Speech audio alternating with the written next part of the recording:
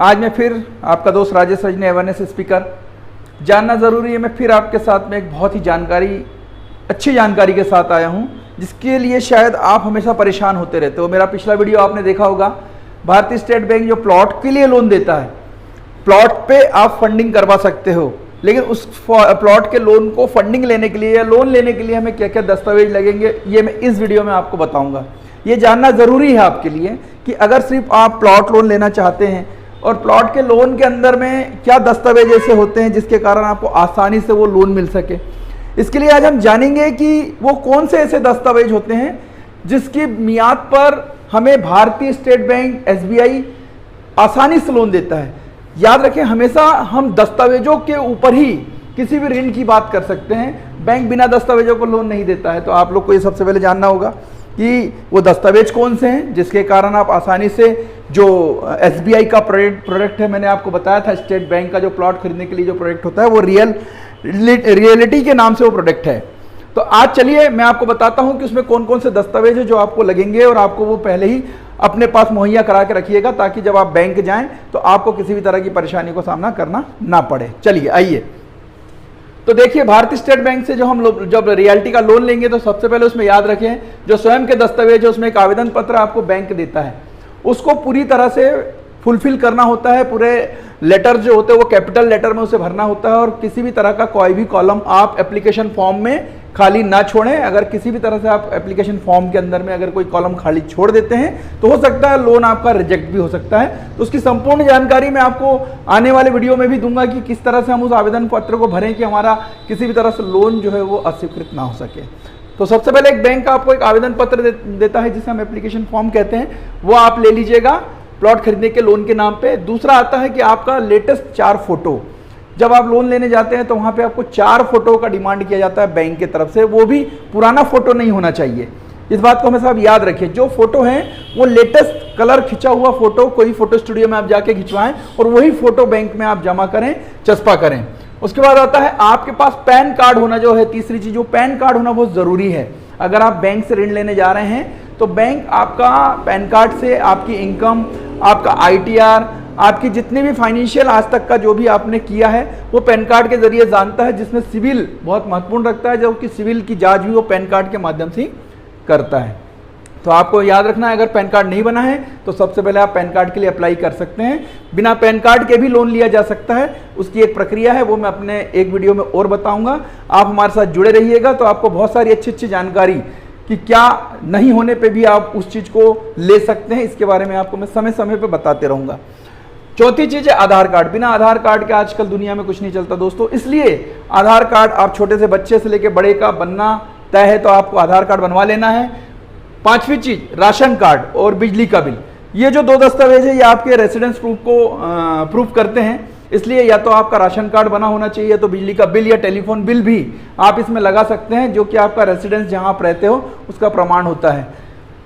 छठवीं चीज आती है आपको 6 माह का बेसिक सैलरी जो आपका आता है, सैलरी स्लिप, वो वेतन पर्ची करंट की। जैसे मान लीजिए अगर आप जनवरी से जोड़ रहे हैं तो जून तक का आपको सैलरी स्लिप निकालना है। करंट मंथ तक जिस समय आप लोन लेने जा रहे हैं उस समय तक का आपको लेटेस्ट सैलरी स्लिप लगता है, वो आप अपने डिपार्टमेंट से मांग सकते हैं, या तो आपको प्रिंट मिलती है या ऑनलाइन मिलती है, वो सैलरी स्लिप निकालकर आप बैंक के फाइल में पुटअप कर सकते हैं।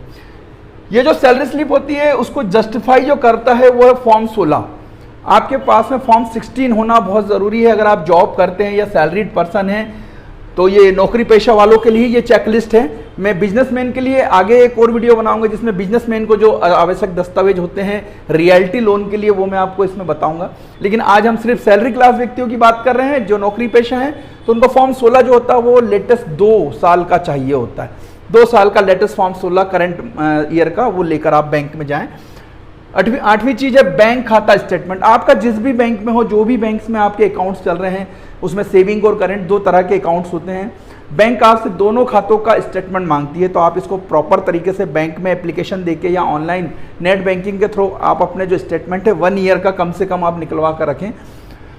9वीं चीज आती है सेविंग्स। अगर आपके पास में कुछ भी सेविंग्स है दोस्तों, जैसे मान लीजिए आपका LIC है, FD है, RD है, या ऐसी कोई भी दस्तावेज है जो कि आपका सेविंग पार्ट है, वो पोस्ट ऑफिस भी हो सकता है, वो म्यूचुअल फंड भी हो सकता है, वो शेयर बाजार में आपने जो पैसा लगाया वो भी हो सकता है। ऐसी कोई भी सेविंग्स जहाँ से आप करते हैं, वो सेविंग्स का प्रूफ अगर आप बैंक को देते हैं तो इसमें बैंक और भी आपकी फाइल को स्ट्रांग समझता है, आप कस्टमर को जेन्युइन समझता है कि भाई ये कस्टमर एक सेविंग करता भी है, तो वो आपके लोन को बहुत आसानी से देने के लिए एक प्रक्रिया तैयार करता है।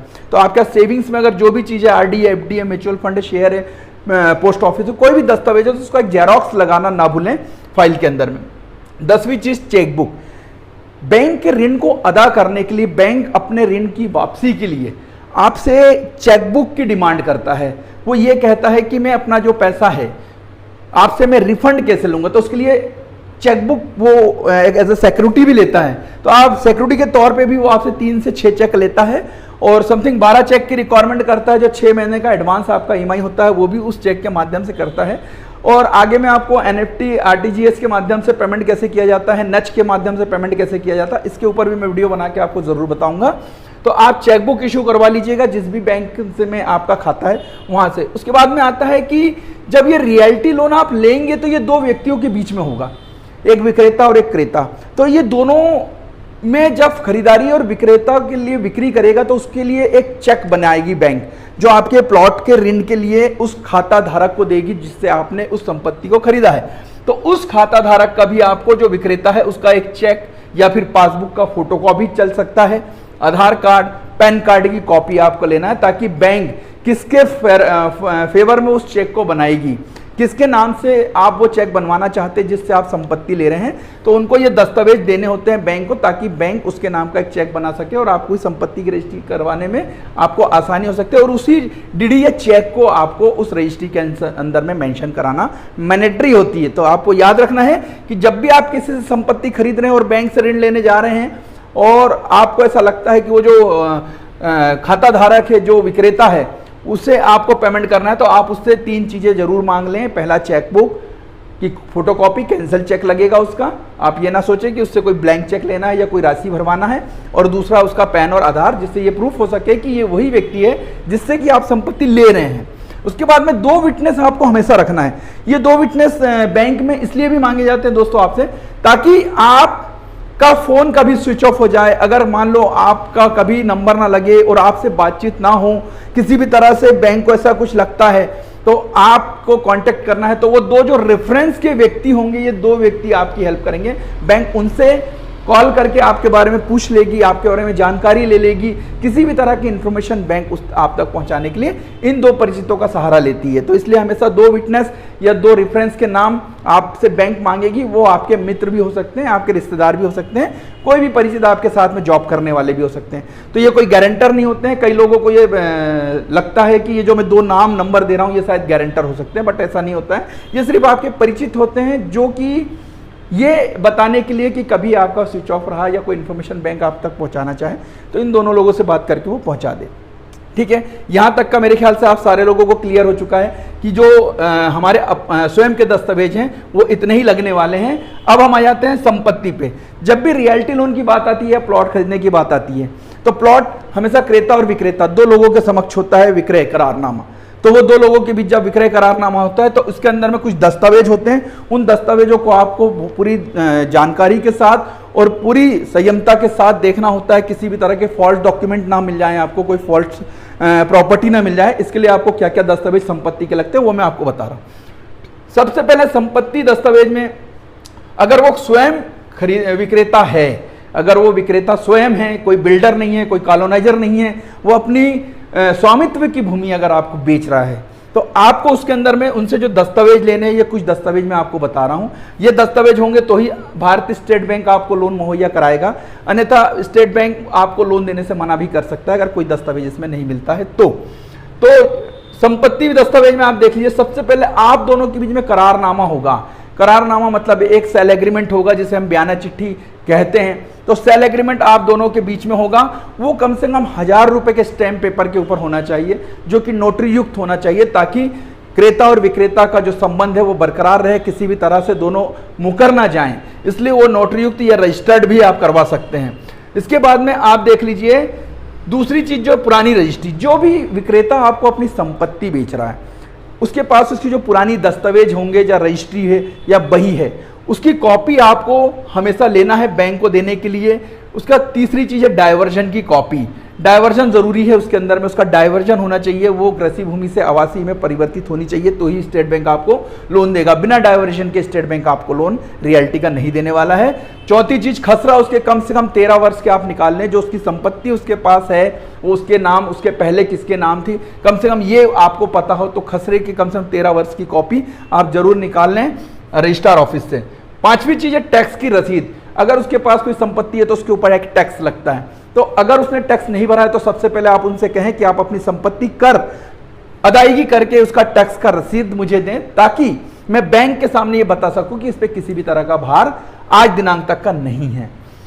छठवीं चीज है सहमति पत्र। कई बार ऐसा होता है दोस्तों कि आप एक से ज्यादा लोग विक्रेता हो सकते हैं, उसके अंदर में 2 भाई बेच सकते हैं, या माँ और बेटा बेचते हैं, या फिर भाई बहन बेचते हैं। तो अगर ऐसा कहीं आपको दिखता है उस रजिस्ट्री की कॉपी के अंदर या उस मालिकाना अधिकार के अंदर, तो आप उनसे एक सहमति पत्र कंसेंट जरूर करवा लें। कंसेंट के बारे में आपको मैं जरूर आगे अपने वीडियो में बताऊंगा, लेकिन आज मैं आपको यहाँ डॉक्यूमेंट के बारे में बता रहा हूँ, तो आप सहमति पत्र जरूर लें। सातवीं चीज है नजरिया नक्शा। जो भी प्रॉपर्टी आप ले रहे हैं उसको पटवारी के द्वारा आप वेरीफाई करवाएं और वहां पर एक नजरिया नक्शा बनाएं, ताकि आपको आपकी एग्जैक्ट संपत्ति मिल सके। तो आप पटवारी से नजरिया नक्शा बनाना ना भूलें। और उसके बाद में 8वीं चीज है उसका फोटो। जिस भी प्लाट को आप ले रहे हैं उसमें आप विक्रेता और संपत्ति का फोटो आपको लेना है।